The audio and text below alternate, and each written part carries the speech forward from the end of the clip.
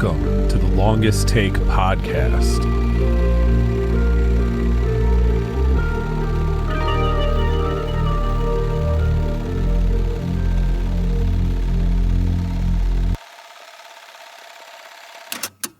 Thank you for tuning in to the Longest Take podcast. In today's episode, we are joined by sound design extraordinaire, musician, Bobby Thompson.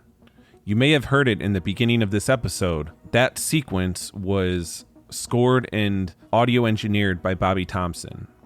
And if you're wondering who that lady is, that is the Lynn Lowry getting murdered in the movie Torture the Flesh, which is coming soon to streaming.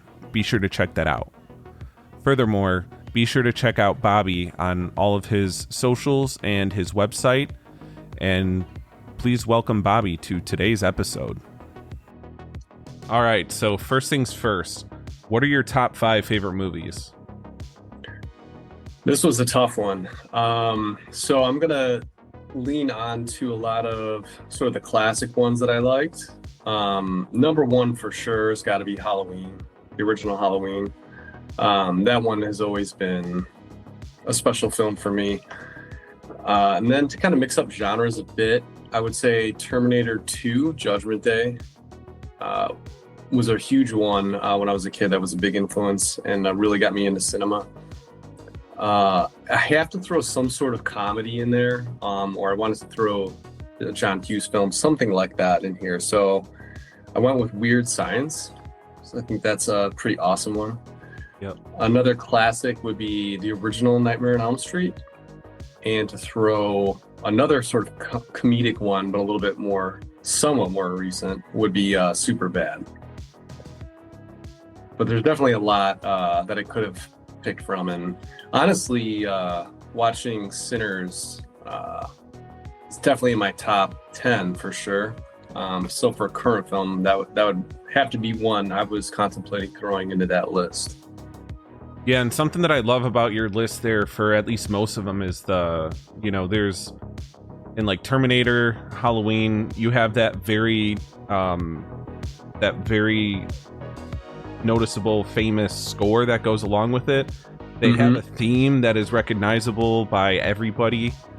So as it pertains to like what you do on the music side of things, I think that can kind of shows like how it's shaped you at least a little bit with what you do, right? Especially when you have like John Carpenter, who does the music as well. Like he's directing, he's doing that, and he's also doing the music, which is pretty kick-ass, at least for Halloween. And yeah, that's definitely a big influence, seeing that, as a kid. And later on, I would say Nightmare on Elm Street, that's a very underrated score, but that's definitely up there. Yeah, and then obviously Terminator, like you just you can't. Yeah, and in Sinners, that I'm sure as years go on, it's gonna organically fit itself into your top 5. It's just it's one of those things where when it's so recent, sometimes we want to be a little more hesitant with just saying like one of the best of all time, but I think it's gonna be a classic as the years go on. Because we're talking music, that was incredible. Yeah, that was definitely a huge one for me, being a lover of blues music, and sort of appreciating what Ludwig was doing with the score in relation to the blues music you're hearing in the film. Yeah, that was definitely a very impactful film. Good choices. Superbad, I think, is my favorite one that you listed, just because like I don't hear it a lot, but that was like that kicked off like one of my favorite types of comedy movies, and the way that the dialogue is written, especially in like Superbad and following comedies, I feel like it did something different compared to other comedies. And it's just like you go back and watch it and it's so funny. Me and my best friend, we still have inside jokes about that movie that we talk to each other about often. Oh, it's a great one. I mean, there's so many memorable quotes from that, and just the interaction and the chemistry between the main characters, and then of course the cops. it's just a feel good movie, right? And kind of like it's almost like a party movie. It's like a movie you want to watch with your buddies, just like having a beer or something like that, right? Yeah. Yeah. So let's take it from the beginning. Where did your inspiration come from? Music and film can be symbiotic in its relationship, but which came first for you, and what drew you to start working for the other? You know, whichever came first, right? Sure. Yeah, for me, definitely it's music. Ever since I was maybe around the age of like 4, I've always wanted to play guitar. So I started playing guitar. I think I got my first guitar around 11 or 12 years old, and that was my first love. I've always appreciated film, but for me, music always hit me the hardest in terms of any sort of art form, and something that I gravitated towards pretty much at an early age. And then of course blues music, classic rock music, and then as I got older, styles and tastes evolve and change. But definitely it would be guitar and music that really got me inspired into the arts first before film. And then what started to get you interested in film?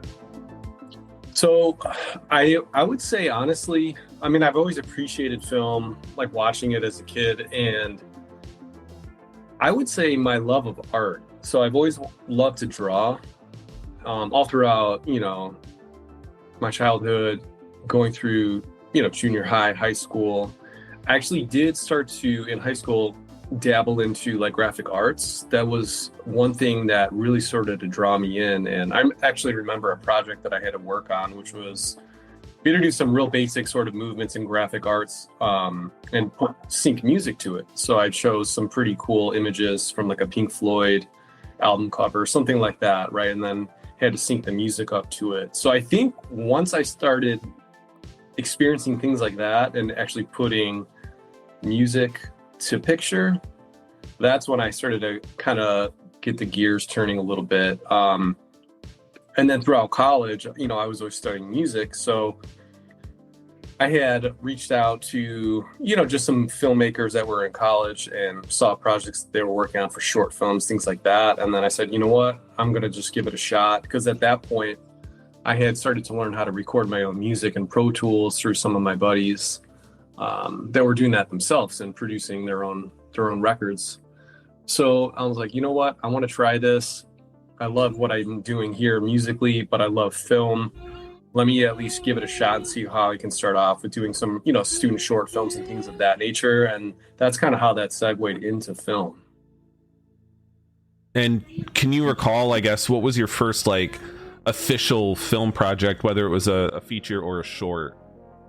Yeah, so it was a short film. It was with the director, Ren Mulligan. He was doing a student film, and it's kind of like a sci-fi short film. So I forget how I even connected with him. It may have been like a post he put out. But essentially, I just did a little temp score for like a teaser trailer he had for it, and he liked it. And we started working together from there. And I would say that was the very first one that I worked on. And did you know at that point, were you like, yeah, this is something I could keep doing? Like, did you feel like you were getting into a groove with it, or did it take maybe a couple projects for you to finally be like, because I know you mentioned, you would experiment with like just images with the music in the background, but was it this project, or was it maybe a couple projects down the line where you were like, you know what? Yeah, I like this. I like doing this. Yeah, I would say actually at that point, I already kind of knew I wanted to do it. Because I did practice just kind of, taking, images or actually even like small clips of films and importing them into Pro Tools, and then just trying to practice and play around and like score to those. And I really, really enjoyed the process. I actually did as like a practice thing because I love the Halloween film. I think it was the opening sequence, and then I like rescored it with my own music. And then eventually I did that for the whole movie as just like an experiment. And I knew that I loved it. And then working with Ren on the first short, pretty much it was just confirmed that, yeah, this is something that I want to go full out in. And yeah, I would say it was a combination of those two things that really set the path for me. Awesome. And do you by chance still have that copy of Halloween that you scored over? I think I do. I think I have on one of my old hard drives. I'd have to go back and try to find it. I know I at least have one of the scenes. I believe the intro scene. I'd have to go back and find it, but I'm sure it's somewhere that I have it. Yeah. Yeah, because that would be awesome to check out. Because you loving the movie, I mean, that must have been just so much fun, just jumping in that little sandbox and kind of playing around with the sound design there and everything.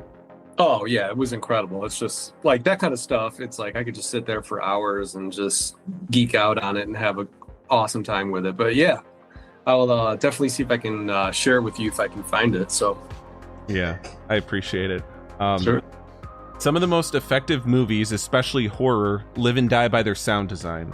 Are there any particular films you admire for its usage of sound design? Is there a film that inspires you due to its technical prowess pertaining to the sound effects and musical score? I know we already talked a lot about Halloween already, but like let's consider something maybe that you haven't mentioned yet. Sure.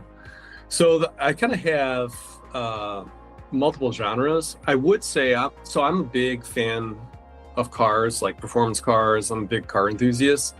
So actually, I would say one movie was the original Fast and Furious with all of the sound design of the cars. That really, I think, was very inspiring to hear that. And working with sound design and specifically car sounds can be very challenging, depending upon what the scene requires, because you have to get correct engine sounds, you have to get correct RPMs, things of that nature.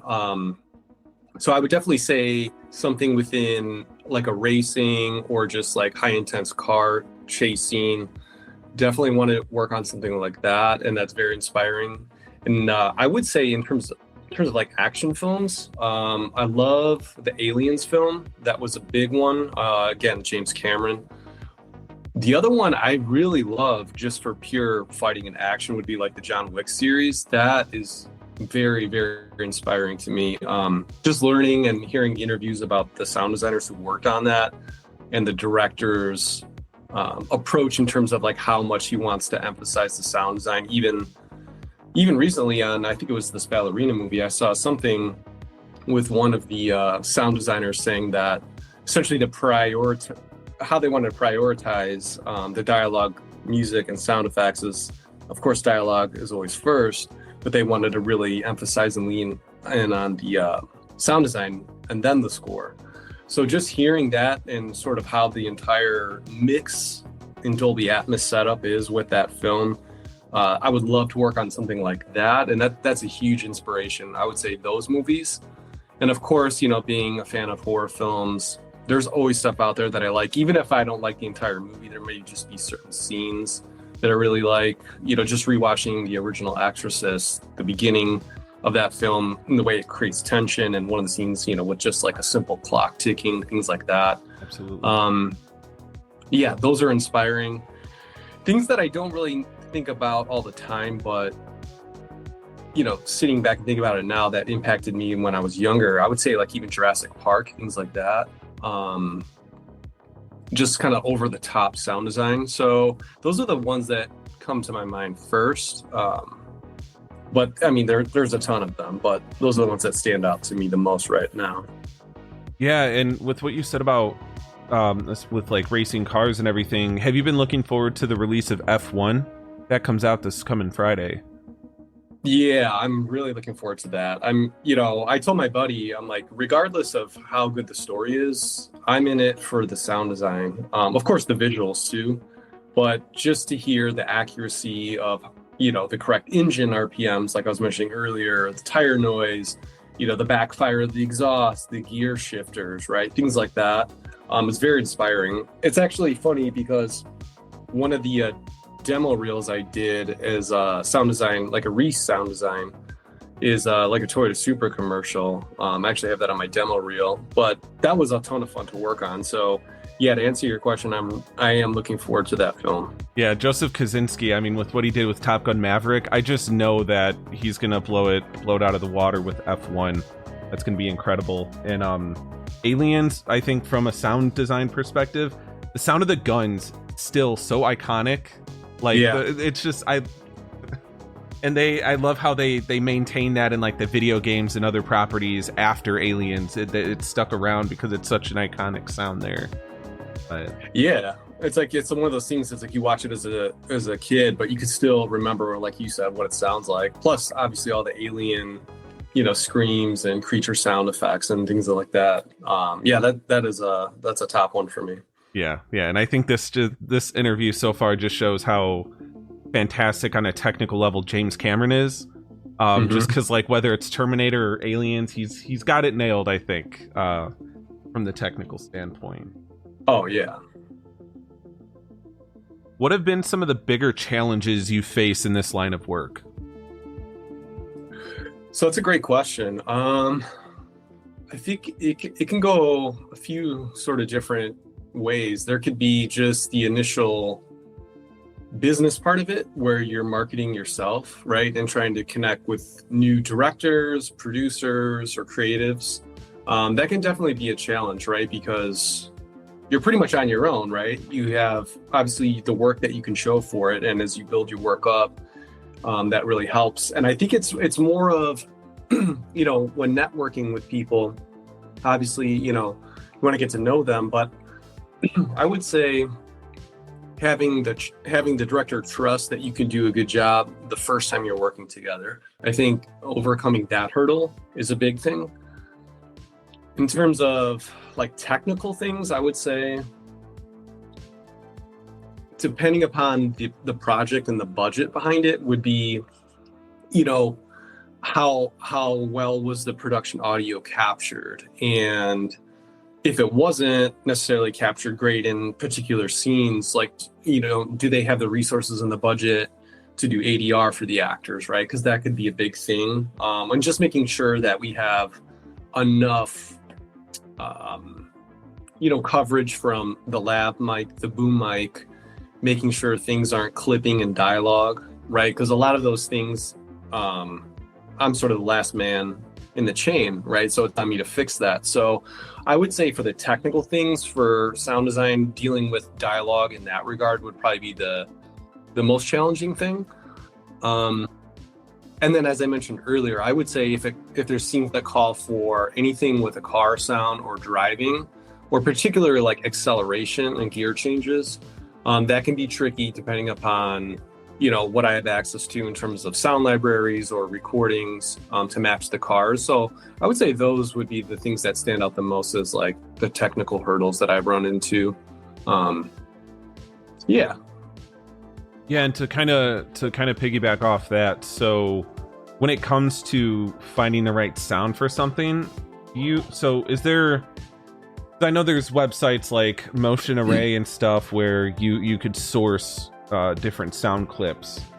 Do you go after sound clips and samples that you find online, or are there plenty of opportunities in which you like field record things? You go out with like a field mic, or even in your studio, you're just kind of like putting stuff together to like get that sound. Yeah, so it's really a combination of both. So I'd like to use a library that's called Soundly. That's a great one. I have built up my own library over time.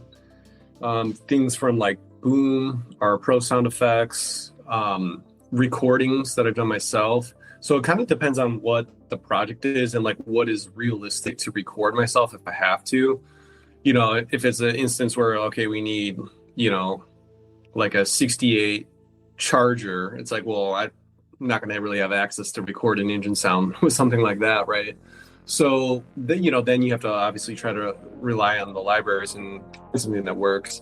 But a lot of times I'll record even like Foley work. So I'll do, clock movement, steps, basic sound effects. So I will do that when I can, and I do enjoy doing that.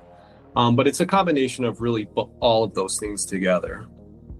Yeah, I imagine that, it helps to kind of build up your own library, as you say, especially when you're freelance, because it's good to kind of build that pool over time. So you could pick from it, and it makes the process more efficient when you do get projects. But as a freelance artist in this type of work, like for bands and musicians, there's sometimes a label, and labels, they'll hire like audio engineers and whatnot. Is there an equivalent of that for people who are in sound design for film? Like, kind of like how there's also teams and unions for actors. Is there an equivalent of that for people who do sound design? Regarding like, is there like a team of people that you sort of network with, or yeah, kind of like how a label operates, right? Like if there's a studio, they'll reach out to a quote unquote label to get their sound design done, instead of maybe individually like reaching out to a person. I'm just curious if there is that kind of setup at all field. Oh sure, yeah. So yeah, there's definitely post-production houses that will handle, whatever aspect of sound design you need, depending upon the studio and the project. Like the big heavy hitters, you think in like Hollywood, LA would be like Formosa Group, right? That's like a giant one. You have like Skywalker, right? You have that. Those are kind of the big heavy hitters. There's tons of smaller ones too. There are some in Chicago. They deal with a lot of it, like things like Chicago PD, a lot of voiceover work, a lot of ADR. And there's some other ones that will handle like doing original music composition and sound design together. So yeah, there's definitely groups for that. And then sometimes actually those production houses will reach out periodically to freelancers, right? If they're busy and their main sound designer or engineer can't work on something, they will work with freelancers as well. So awesome. So they outsource every once in a while. I think that's a good thing in terms of networking, because they're helping with visibility for different freelancers by giving them that opportunity. I think that's good. Let's see. Do you have a dream project or scenario, whether it's a filmmaker you'd want to work with, a genre of film you haven't worked on yet, things of that nature? Yeah, definitely. So kind of getting back to the action thing, I would love to sound design and score, or either of those, for an action film. Something that, kind of in the realm of what we spoke about earlier, like a Terminator. Doesn't necessarily have to be like a sci-fi action, but something where there's a lot of fighting, gun battles. I would love to, like I said, work on intense car chase scenes. So in terms of a genre, I definitely want to do that. Directors, I do like Ty West. I think he's put out some really cool stuff. So, and just stylistically, like the way I see how he edits a lot of his films, I would love to work with him. And I would also say I really like the films, from Radio Silence, the things like Abigail, Ready or Not, the Scream movies. So I would love to work on a project like that. I like sort of the flow of those movies, and there's always like a cohesiveness, especially with those group of movies. So those would be ones I would love to work on. And I think it would be really cool also to work with David Robert Mitchell from It Follows. I really like what he did in that film, and I'm very curious to see like what else he can do. So I think that would be a cool name to work with as well. Yeah, and those are some awesome creators there. In particular, I mean, Ty West, I love the diversity in the movies that he's released. I think he's done a Western, he's done horror, and, even this X trilogy he did recently kind of pays homage to different subgenres as well. But with, is it David Robert Mitchell, you said? Yeah. Okay, he, I think he's currently working on They Follow, the sequel. Yeah. So I wonder how that's going to go, because I'm sure you recognize this, but the score of It Follows is incredible. Oh yeah, it's that synth is just amazing. Yeah, that's the composer, actually he's a video game composer, Disaster Piece. Very, very cool stuff. I would suggest you check out some of his work. But that was actually one of the things that drew me into that film initially was, seeing the trailer for that and hearing the score. I'm like, what is this? And I was actually lucky enough to watch the first time they screened it in Chicago at the Music Box Theater. So yeah, I was blown away by the score and the cinematography. Everything in that film is awesome.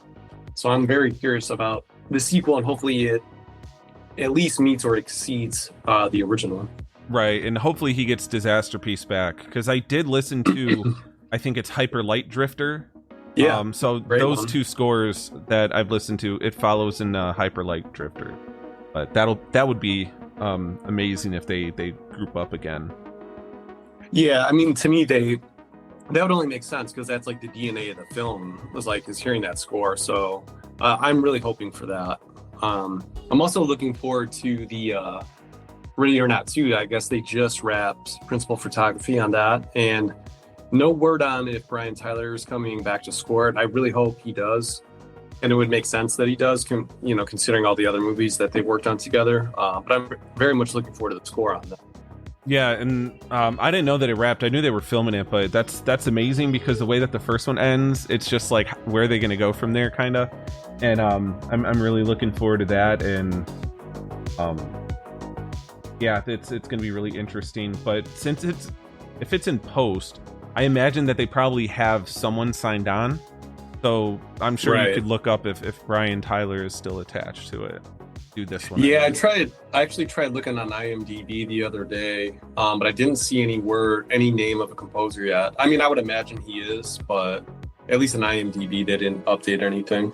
And I guess that, I mean, you alluded to it earlier. That's one of the later steps in the post-production cycle, is getting the score set up, right? Because it goes through the editing and all that fun stuff, and then you kind of do the audio and the score closer to the end of the finish line.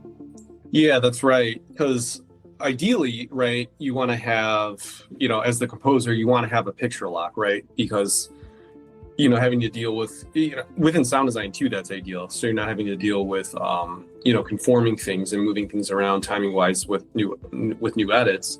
And then also it's ideal to have the sound design there too, because as the composer, if you're able to hear any of that, right, that can influence what you're going to be doing creatively with the score.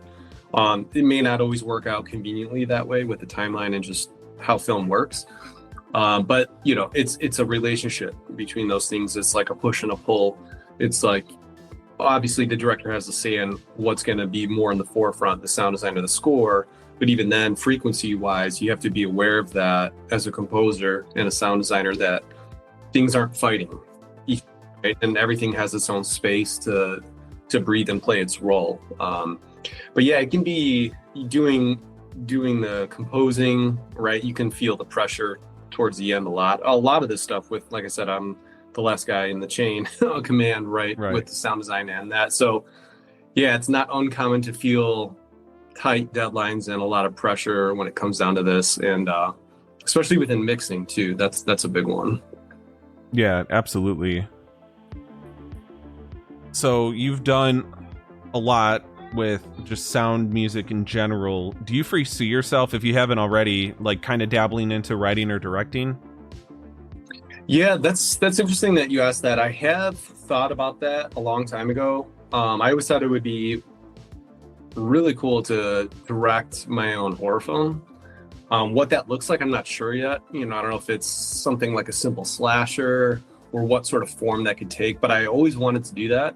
Even if it's on, like a small indie film, I would love to try that. And as I've worked in post more and more, the things that actually really start to fascinate me a lot is the cinematography aspect.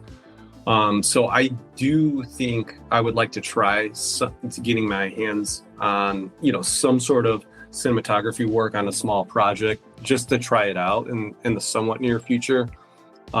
Especially as I just watch more and more film and get more, sucked into this world of post-production. That's one thing that really grabs my attention, if it's not the sound design and the score. So I would like to explore that.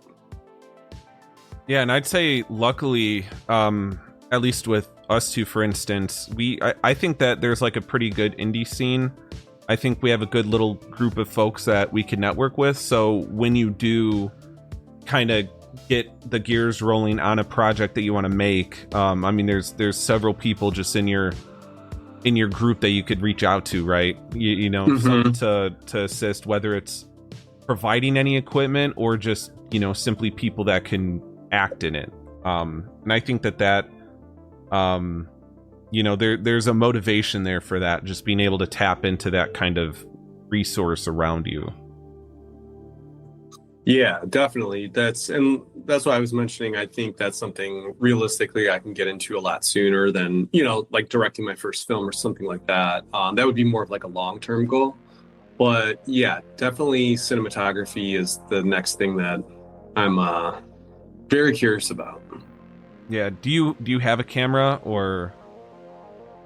No, I don't. I mean, I'm not in the position right now where, you know, I'm looking to go out and buy, you know, like high-end camera or something like that. Honestly, I mean, you know, I have the iPhone 15 Pro, and I kind of bought that thinking like, all right, if I'm going to just dabble and start experimenting and learning on my own, to use that. And I have messed around with it a little bit, and I do like it. But I think another aspect that I need to learn more about is lighting, right? Because I know how crucial that is. So I think understanding that a little bit more and just, you know, doing little test shootings, you know, maybe if it's something simple, like, you know, like I got a new guitar, you know, film something like that, or find someone who's got a really cool old school muscle car, or like something like that. Try to just get some cool artsy angles and shots like that. I think just to practice would be really cool. Yeah, and it's so impressive with what Apple has been able to accomplish with their iPhones.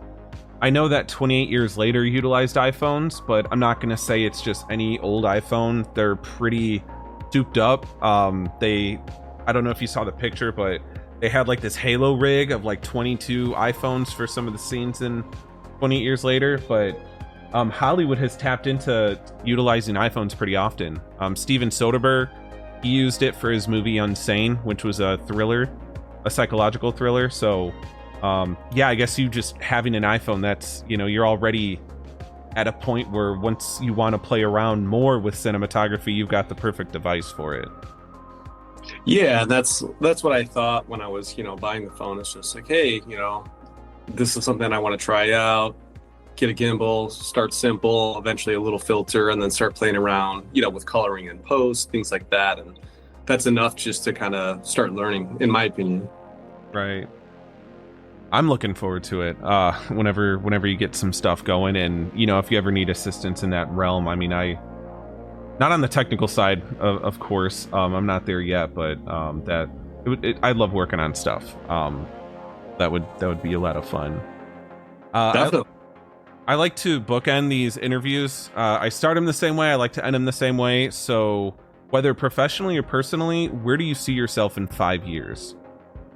Sure. So I do see myself working in like a post-production house, you know, as like a recurring employee and in that sort of status. I always want to keep expanding my freelance work. That's something I don't think will ever stop. So I do see myself getting to a higher level in terms of the amount of projects coming in, and also just like higher production, higher budget productions. That's something that I want to work on. I would love to do any kind of work, you know, like I said, radio silence. That would be incredible to get any kind of sound design working with something like that, or even like a neon film. But I do see myself doing that. And then also a little bit longer term, I'm doing some of this now, but I'm teaching some students sound design and music production. So I do see myself expanding that as I grow too. So I do want to also have my own Dolby Atmos, you know, set up for the studio. That's just more of like a technical goal in terms of like the gear thing. But I would say all of those things I want to focus on for the short and long term. Yeah, and I think that it's awesome that, you know, you're already teaching. I think that it's important not only to be a part of the field and do the work, but, you know, you get this opportunity to teach and inspire like newer generations of people that are getting into it. And I think that that's one of the unsung, I guess, heroic elements to any field, especially in the arts. So I think that that's really admirable. And when it comes to like the production houses and working on bigger scale projects, what's that like? What's the, I guess, application process for that like? Is it just you kind of look on these websites like Backstage or something, or is it you have to know a guy or something? Just what's that look like? Yeah, that's the tricky part. I mean, the short answer is if you know someone, that's your best bet. You know, a lot of the times, you know, you could still you send out the resumes with your demo reel. As long as you have, I would say, a really good demo reel that makes sense for the position that you're applying for. And then if you have any way to actually speak to somebody at the company, that would be at least a good step if you don't know somebody there. But honestly, I would say if you know somebody or somebody who can vouch for you, that's probably the best thing. Gotcha. Yeah, that it's a grind like anything, right? Just you know, try yourself to the want to be that. Yeah. I mean, it all, like, to me, it all comes down to networking, and as long as you can provide good work and, you know, you're a good person, you can get along, you know, with your team, that's huge. And then I think once you build that trust, then, you know, then it's word of mouth, right? Like a lot of my freelance, that's how all of that has come about, you know? So I think that applies even to that stage of the game. So yeah, that's a huge thing. Yeah. And with your talent for sound design, I imagine that sooner rather than later, you're gonna get something. Yeah. You know, whether it's a good little production or, you know, one of the production houses pick you up. I mean, it's only a matter of time, right? Exactly. And sound design is pivotal to any project. I mean, even when people develop like an indie project, what makes or breaks, like whether it just seems like some homemade YouTube video or something to be in a festival, I think it's sound design first. You know, even if the movie looks kind of, you know, because look at found footage films, they look like they're filmed on a camcorder, but the sound design is what makes it like, okay, this is a professional product. You know what I mean? 100% agree. Yeah. I mean, it's definitely, bad visuals are a little bit more forgivable to the audience, but yeah, you have to have good audio. And even, you know, you made the point about the found footage, the movie As Above, So Below, right? You get this kind of crazy camera movement, it's found footage, but if you actually just focus on the sound design, that's kind of what makes that film, right? So I definitely agree. And that's the tricky part. And that's one thing I think good directors know, like, hey, even if we're on a limited budget, you know, the sound design aspect of it is something that you can't neglect. Because again, like you said, it'll make or break your film. So that's definitely an important aspect of the filmmaking process for sure. Yeah, and I like that you brought up As Above, So Below, because, you know, regardless of its critic reviews and I think audience reviews, I think that's a movie that, you know, over the years has kind of garnered a much more positive reputation.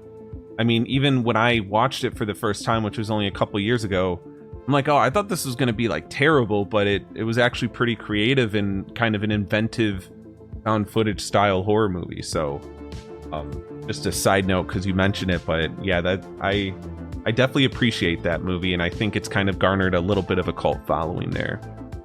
Yeah, I would agree with you on that. I think I've heard some people pretty much give me a similar response where they're like, I wasn't really so sure about this, but then they watched it, like, oh, okay, yeah, I'm into it. It's definitely better than what, you know, I thought it was going to be. Right. So, here at the final stretch of the interview, you know, I'm giving the floor to you to kind of plug anything you got coming up, where we could find you online, your website, social media, all that fun stuff. The floor is yours. Thank you. Yeah, well, first of all, I just want to say thank you for having me on here. It was a great opportunity and I really enjoyed it.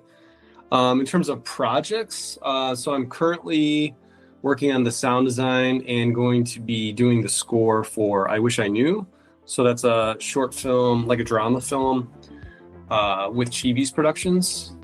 So that is actually, we're coming up to the point where I'm going to start scoring that really quickly here. So that's the current film that I'm working on, and I'm really looking forward to scoring this because it's you know, it's not a horror film. because I finished Torture the Flesh, and that was a blast to work on, just brutal slasher. And this is going to be something much different, so more of a like heartfelt sort of drama. So I'm looking forward to that. And then I do have actually the soundtrack for Torture the Flesh that's going to be released soon. So I have some teaser promo videos I'm going to be putting out for that, because we now have distribution for that. So now that it's officially out for distribution, I can release the soundtrack. So that's going to be coming soon. And then I'm going to have some other projects coming up. Actually, a couple of music projects in terms of like some mixing and mastering. I'm working on my own album, which has been delayed because I've had a lot of film work happening. Right. But I will be releasing my own just music production. I would say it's kind of like this combination of synth pop and kind of funk, like disco funk. So I'm looking forward to getting back to that and completing that. And in terms of where you can reach me, so if anybody wants to see the demo reel or any of the work that I've done, they can check out my website. So that is btaudioproduction.com. And that will have, you can message me there, reach out if there's anything that you'd like for me to work on or collaborate with you. For Instagram, my name is Bobby T Composer. So feel free to reach out there. And if anybody has any questions, they can always shoot me an email to bobbyaudioproduction@gmail.com. And yeah, that would be the current stuff that I'm working on. And again, it's been a blast being on the interview with you. And well, I was looking forward to the podcast, and I appreciate you taking the time to have me on here. Yeah, of course. Yeah, it was a pleasure. I appreciate you agreeing to join. And yeah, I imagine we'll be working or at least seeing each other soon. That's right. We're part of the same circle there. So yeah. That's right. Thanks again, Bobby. I appreciate it. Thank you so much. Take care.